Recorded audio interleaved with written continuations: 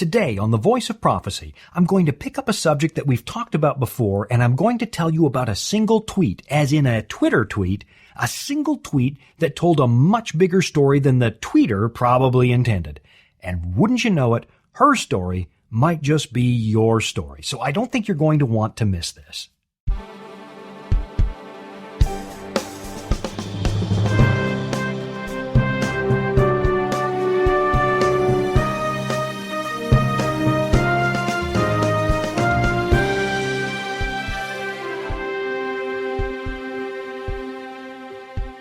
Okay, right at the top of today's program, I'm going to admit it. I love social media, and I probably spend way too much time on Twitter. Actually, I used to spend a lot of time on Facebook too, but then I eventually ditched Facebook because, well, number one, they kept changing the terms of service and the privacy settings, and number two, I just couldn't keep up with Facebook. I mean, every night when I got home, my inbox would be stuffed full of messages from people who wanted me to explain a Bible verse or help them solve an ethical problem or do something that you just can't do in a paragraph or two. And because I couldn't get back to everybody, people started to get irritated. So I just shut it down. And now today, I'm Facebook free. I broke the chains and walked away from Facebook. But Twitter? Well, I have to admit, I still kind of have a problem with Twitter. Now, most days I can keep up with it, and I don't have to respond to all the questions that come in, and the Twitter crowd kind of seems to understand that you don't always get a response. So I'm still in Twitter. I like Twitter, but I'll admit Twitter is the Wild West. And kids, if you're listening, pay attention to what I'm about to say. Just remember this. Whatever you post in Twitter, whatever you put in Instagram, that goes out to the whole world, and once it's out there on the web, it stays there forever. And if you're okay with that, fine. But don't forget, everybody sees it, and it never goes away. And frankly, that's okay with me. I can live with that. I understand that what I say goes everywhere, and I understand that it could be misunderstood. But what's interesting to me is the way some people read what you put online, and they think you said it to them personally, as if you were actually thinking about them when you said it, even if you've never met this person. Even if you had no idea they were even following you on Twitter. Look, I'll give you an example, something that happened a few months ago, and I think it's probably safe to talk about this now because the person who tweeted me actually pulled it down a couple of hours later, and so you can't go back to my Twitter feed and figure out who it was. So this is now entirely anonymous. You might remember, here, let me set the stage. Here's how it happened. You might remember early in 2014 that Eric Lawson died. And if you don't remember that, if that name doesn't ring a bell, it should ring a bell because he was the Marlboro Man back in the 1970s. And now that I told you that, most of you over the age of 40 can suddenly see this guy, right? The good-looking, rugged cowboy out on the range, cooking over a fire, watching the sunset. And then this voice breaks into the commercial and tells you what the magic of being a cowboy is all about. You remember the ads now? Is it coming back to mind? Come to where the flavor is. Come to Marlboro Country. Now, I can't do it like their narrator did it. That's my best version. Come to Marlboro Country. Now, if you're under 40, you probably don't remember this. And for sure, you won't remember when smoking was mainstream and even the Flintstones were doing commercials for Winston cigarettes, if you can believe it. Now, if you don't believe that, just go look it up on YouTube. It'll blow you away. I mean, it's Barney Rubble selling cigarettes saying, Winston tastes good like a cigarette should. And anyway, I'm getting off topic. Aaron Lawson comes from that generation, and he just died in 2014. And what did he die from? Any guesses? Any wild guesses? He died from COPD, chronic obstructive pulmonary disease. That is a smoking-related illness. So surprise, surprise, Mr. Lawson died from smoking. Actually, he made it to the age of 72, which isn't too bad, but we still know it was his smoking habit that got him in the end. Now, to Mr. Lawson's credit, he actually came out against smoking. And if I remember this correctly, he did anti-smoking commercials that were actually a parody of the Marlboro ads. In the end, he knew smoking was bad for you, so he did something about it. He tried to turn the attitudes around. He tried to convince people to stop smoking. I don't know if you can find that parody on YouTube somewhere. Maybe it's out there because pretty much everything in the universe now ends up on YouTube somewhere. It's worth a look if you can find it. But the bottom line is this. Eric Lawson is dead, and his smoking killed him. And the day they made the announcement, I sent out a tweet. Now, I confess, maybe I was a little bit insensitive. My wife will tell you that's a distinct possibility. I can be insensitive, but But here's what I tweeted. Guess what killed the Marlboro Man? And then I posted a link to the news story. Now, frankly, I thought that was pretty clever in my own little way, and I thought that since we all know now that smoking kills you, it was no big deal. But obviously, I stepped on somebody's toes because I got a response in just a few minutes. Actually, I got more than one response, but one tweet was really interesting. One person actually tweeted back that what killed Eric Lawson was, quote, the stress of being judged by fellow Christians. That's why I smoke, brother. That's what the tweet said. Now, I have no idea what prompted that response. And the problem with Twitter is that 140 characters don't really give you any context for what people are saying. So maybe it was a joke. Maybe it was a flippant remark. Or it might have been somebody who suffered a lot of criticism at the hands of so-called Christians. And if that's true, if that's what happened, I do want to apologize. I wasn't personal. I wasn't thinking about you. And when it comes to living with criticism, I get that. I mean, I completely get living with criticism.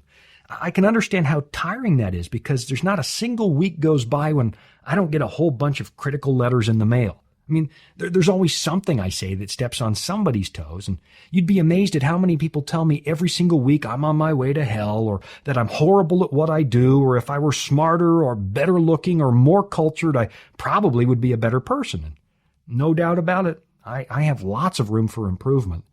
But you would be surprised at some of the mail I get. In fact, sometimes it gets really personal, and sometimes people even chicken out and they won't even bother to sign their name. So, yeah, I get it. I know what it's like to live under a microscope. I know what it feels like when people think that your life is their business. So, on that front, if that's what drove that tweet, if you've been living under the constant surveillance of a bunch of busybodies who love to tell you that you're doing things wrong, then yeah, you know what? I get it. I get it, and I'm sorry. I mean, you've been struggling with who knows what, and you're tired of people telling you that you're doing life wrong. And so when you see a preacher telling the world on Twitter that smoking killed the Marlboro Man, and maybe you actually still happen to be smoking, I guess you might feel like my tweet was a sermon directed at you. And so for the record, here in front of the world, it wasn't. I don't know you. I don't think we've ever met. And the reason I pointed out that smoking killed the Marlboro Man is that I will always be in the business of telling people that smoking kills you. This is not God's will for your life. And if preachers stop preaching because somebody's doing what they're preaching about, well, there would never, ever be another sermon. You know, I don't mean it personally, but it is my job to tell people when something is killing them. And with smoking, I don't think we're waiting for the jury to come back. I don't think it could be any clearer. Now, does that mean that I don't understand what it's like to struggle with a habit? Well, actually, as a matter of fact, I do.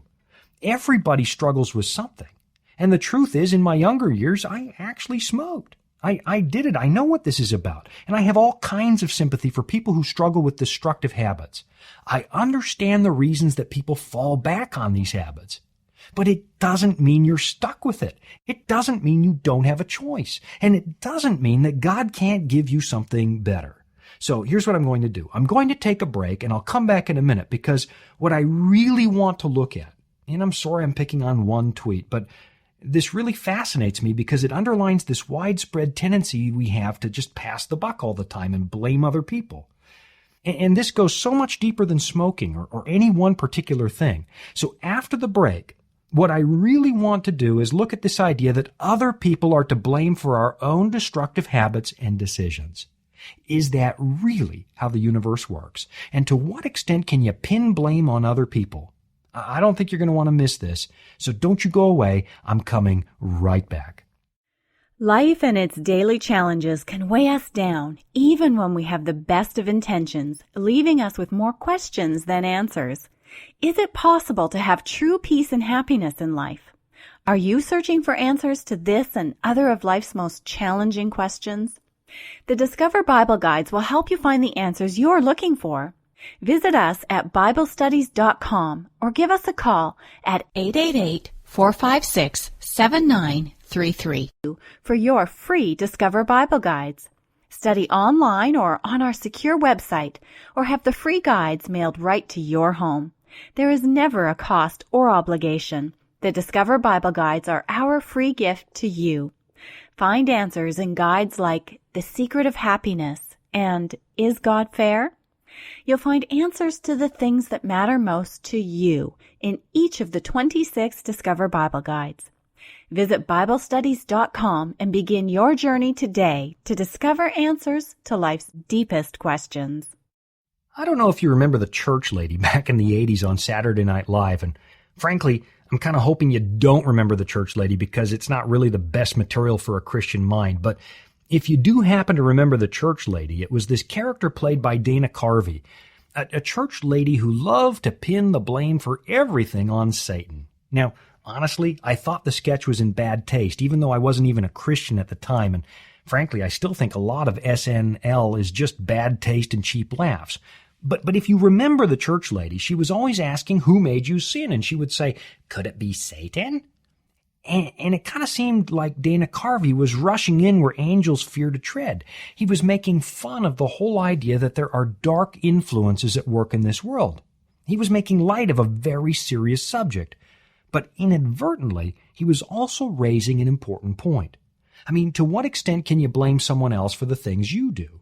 A few weeks ago, I saw a tweet from someone who said the reason they smoke is because of the stress caused by the Christians who judge them. So, is there any merit to that idea? I mean, can Christians cause people stress? Yeah, they can. I would love to pretend that Christians are always the nicest people in the world, but sometimes Christians can be absolutely horrible. I mean, they can really hurt your feelings. They can meddle, they can gossip, they can turn on you, they can humiliate you, they can make you wish you'd never joined the church, and that's the truth. And the reason it's true is because Christians are human beings. They have not achieved perfection, even though some of them appear to think they have. They haven't become God, even though some of them behave like they have. They're just average people with the same faults as you and me, trying to learn more about God and trying to follow Him more closely.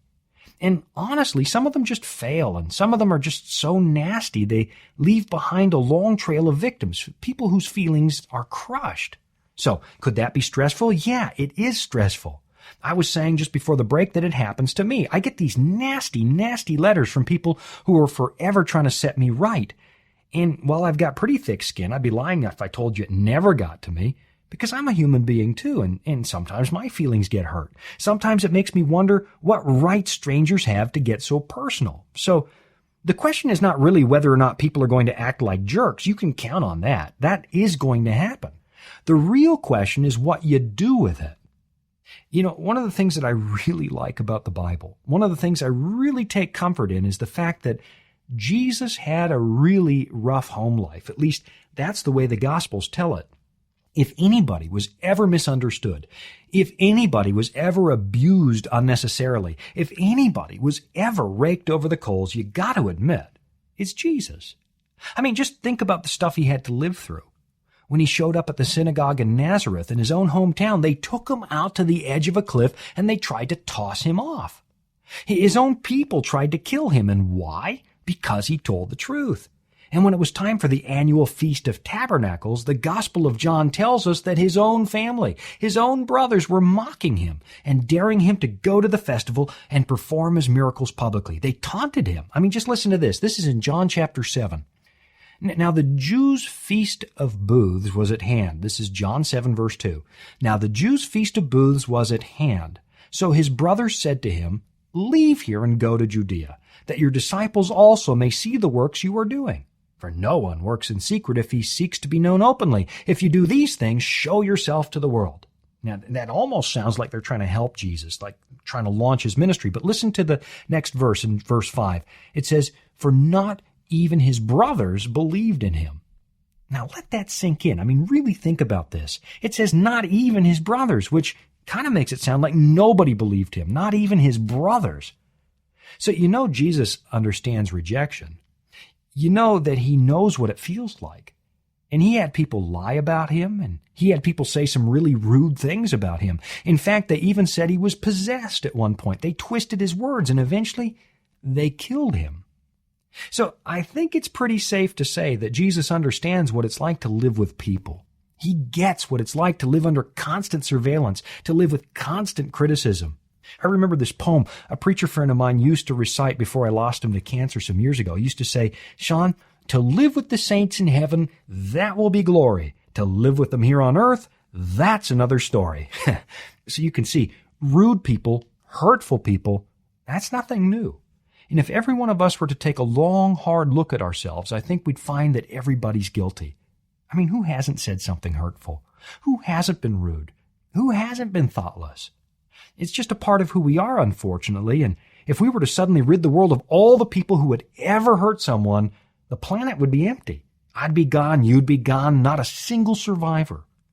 So it's not a matter of if someone's going to be judgmental. It's not a matter of if somebody's going to hurt you. You can count on that. I mean, if you live anywhere past early childhood, this is going to happen. And I'm not trying to minimize how much this hurts. What I'm really driving at is what you're supposed to do with this. I mean, how do you handle it? If your method of dealing with stress is smoking, then you really need to assess what you're doing, because the solution for being hurt is not self-destruction.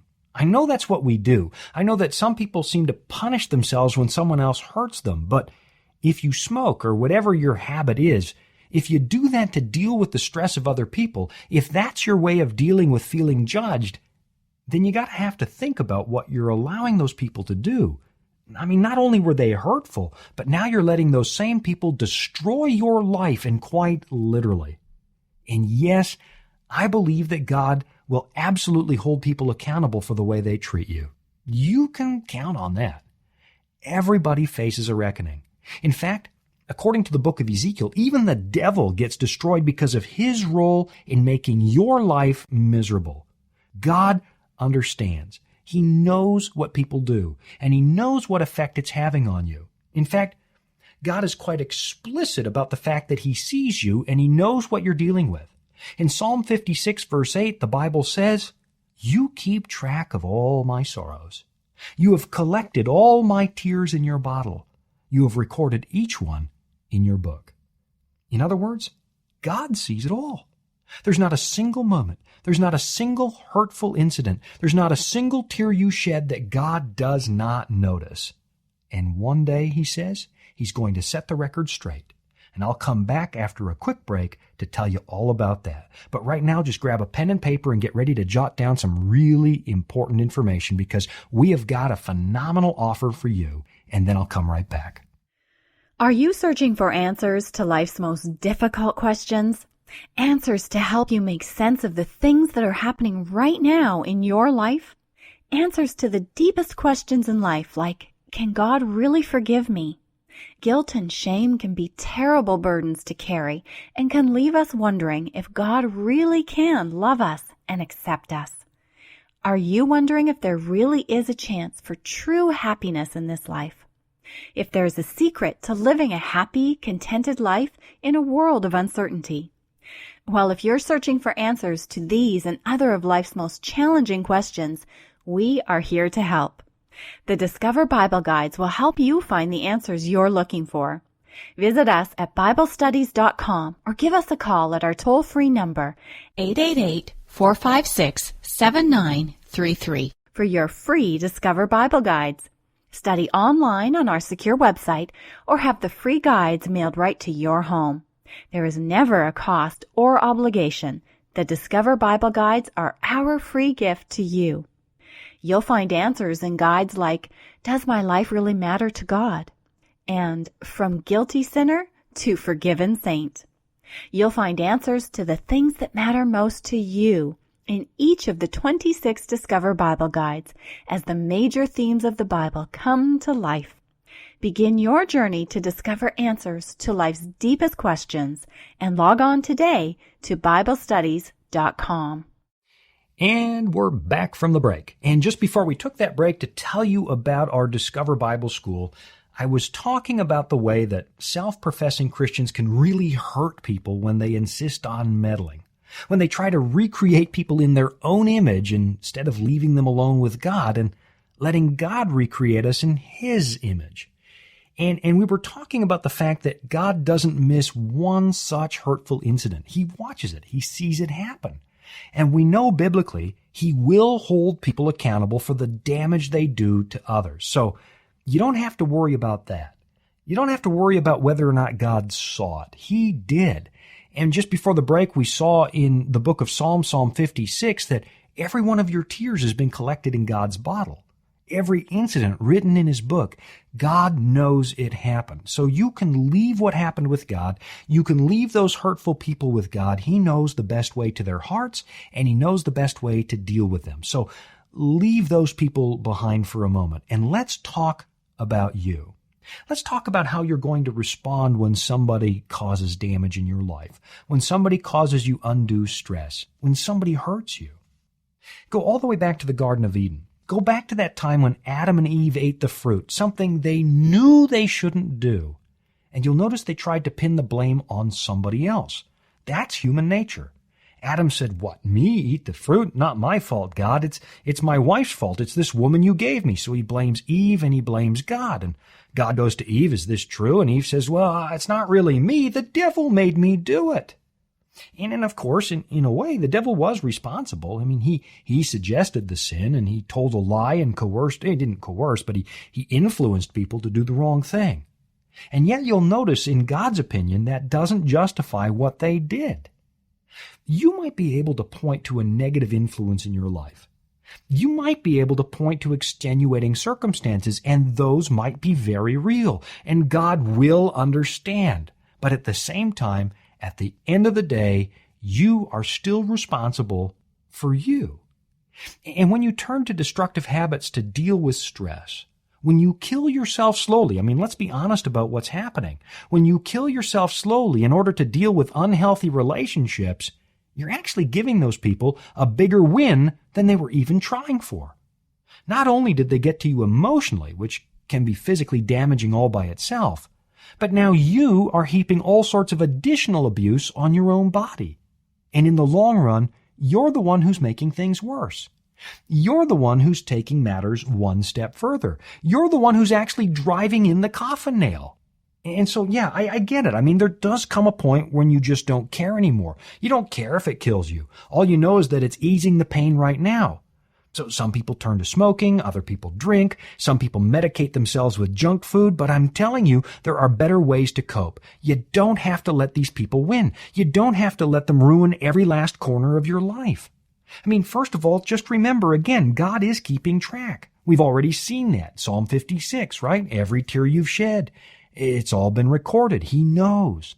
And he knows what other people did. And if you read the book of Revelation chapter 21, it's one of my favorite passages. You'll see God actually promises he will personally wipe away your tears, right? It says it in Revelation 21 verse 4, he will wipe away every tear from their eyes. Death shall be no more. Neither shall there be mourning, nor crying, nor pain anymore. So you know that God sees it. You know that he cares. But at the same time, for right now, as we wait for Jesus to come, you have a life to live, and that life is yours. It doesn't belong to anybody else. And it's time to stop letting other people take the wheel. It's time to stop giving control of your life to others. This is your life. God gave it to you as a gift. Forget what other people think. It only matters what God thinks. And honestly, if you're giving the wheel to other people, if you're letting them drive, you're not being faithful with the gift that God gave you. I mean, just listen to what Paul writes in 1 Corinthians 6, verse 19. Do you not know that your body is a temple of the Holy Spirit within you, whom you have from God? You are not your own, for you were bought with a price. So glorify God in your body. I mean, look, I don't really need to preach. It's not really in the 21st century. We know which habits are killing us, and it's time to go and get the help you need. Your doctor knows all sorts of ways you could get on top of this. You don't have to fight alone. We live in a world where all kinds of people are willing to help you. But first, you have to stop making excuses and realize your life is a gift from God to you. This is yours. There's only one life, and it's up to you how it goes from now on. You see, God intends for you to be a gift from him to the whole world, but for that to happen, you're going to have to take the wheel. You're going to have to realize this is just you and God. Those destructive habits are no way to handle God's property. That's no way to treat a gift from the Creator. And you'll notice, when Jesus was abused, he didn't speak a word, right? It cost God a huge price to buy you. That price was high, and Jesus didn't argue. He didn't speak a word. He didn't fight back. He didn't even hold what we did against us. In fact, he went all the way to the cross to give you the gift of this life. Now, I know this is a lot of talking on the heels of a single tweet. Never did I ever imagine that I could fill a whole show with 140 characters, but this really triggered a lot of thinking on my part. You just can't say that you have to destroy yourself because of what other people do. If that's how you approach life, they will keep destroying you until they bury you way too young. And even worse, the years you did have. Those people stole those from you too because you lived those years in misery. And I know I didn't even come close to addressing this whole issue.